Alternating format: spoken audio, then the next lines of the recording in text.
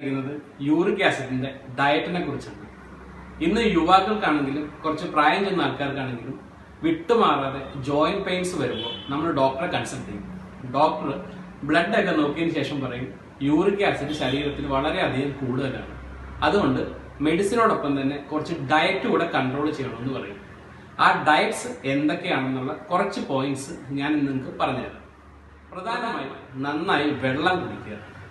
രണ്ടാമതായി നമ്മുടെ എല്ലാ സൂപ്പർ മാർക്കറ്റുകളിലും ഇന്ന് സുലഭമായി കിട്ടുന്ന ഒരു സാധനമാണ് ആപ്പിൾ സിഡർ വിനെഗർ എന്ന് പറയുന്ന ഒരു ലിക്വിഡ്. ഈ ആപ്പിൾ സിഡർ വിനെഗർ എന്ന് പറയുന്ന ലിക്വിഡ് ഉപയോഗിക്കേണ്ടത് എങ്ങനെയാണെന്ന് പറഞ്ഞാൽ, ഒരു ഗ്ലാസ് വെള്ളത്തിലേക്ക് 2-3 ടീസ്പൂൺ ആപ്പിൾ സിഡർ വിനെഗർ ഒഴിച്ച് നന്നായി ഇളക്കിയിട്ട് രാവിലെയും രാത്രിയും കഴിക്കുക. മൂന്നാമതായി ശ്രദ്ധിക്കേണ്ട കാര്യങ്ങൾ, ഫ്രഷ് വെജിറ്റബിൾസിന്റെ ജ്യൂസ് കഴിക്കുക. പ്രധാനമായും കഴിക്കേണ്ട ജ്യൂസ് എന്ന് പറഞ്ഞാൽ ക്യാരറ്റ്, ബീട്രൂട്ട്, കുക്കുംബർ. ഇത് ഫ്രഷ് ജ്യൂസ് ആയിട്ട് തന്നെ കഴിക്കുക, കഴിയുന്നതും ഷുഗർ അതിൽ ആഡ് ചെയ്യാതിരിക്കുക. നാലാമതായി ലൈം കഴിക്കുക. ലൈമിന്റെ പ്രത്യേകത എന്ന് പറഞ്ഞാൽ അതിന് സിട്രിക് ആസിഡ് കൂടുതലാണ്, അതുകൊണ്ട് ഈ യൂറിക് ആസിഡിനെ ഇത് ഡിസോൾവ് ചെയ്യിച്ച് കളയും. അഞ്ചാമതായി വൈറ്റമിൻ സി അടങ്ങിയ ഭക്ഷണങ്ങൾ കൂടുതലും കഴിക്കുക. അതായത് ഓറഞ്ച്, നാരങ്ങ, ഗ്രീൻ ലീഫി ആയിട്ടുള്ള പച്ചക്കറികൾ, നെല്ലിക്ക, പേരയ്ക്ക, കിവി മുതലായവ കഴിക്കുക.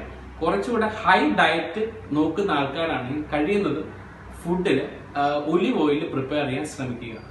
ആറാമതായി ഹൈ ഫൈബർ കണ്ടന്റ് ഉള്ള ഭക്ഷണങ്ങൾ കഴിക്കുക. അതായത് നാരടങ്ങിയ ഭക്ഷണങ്ങൾ.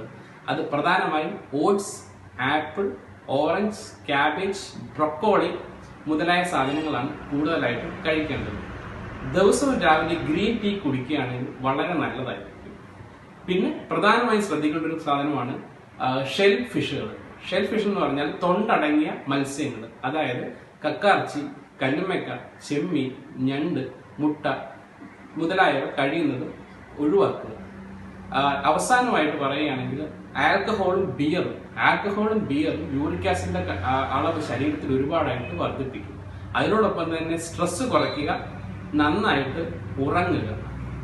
ഇത്രയും കുറച്ച് കാര്യങ്ങൾ ശ്രദ്ധിച്ചാൽ തന്നെ യൂറിക് ആസിഡ് നമ്മുടെ ശരീരത്തിൽ നിന്ന് നമുക്ക് മാക്സിമം കൺട്രോൾ ചെയ്യാം.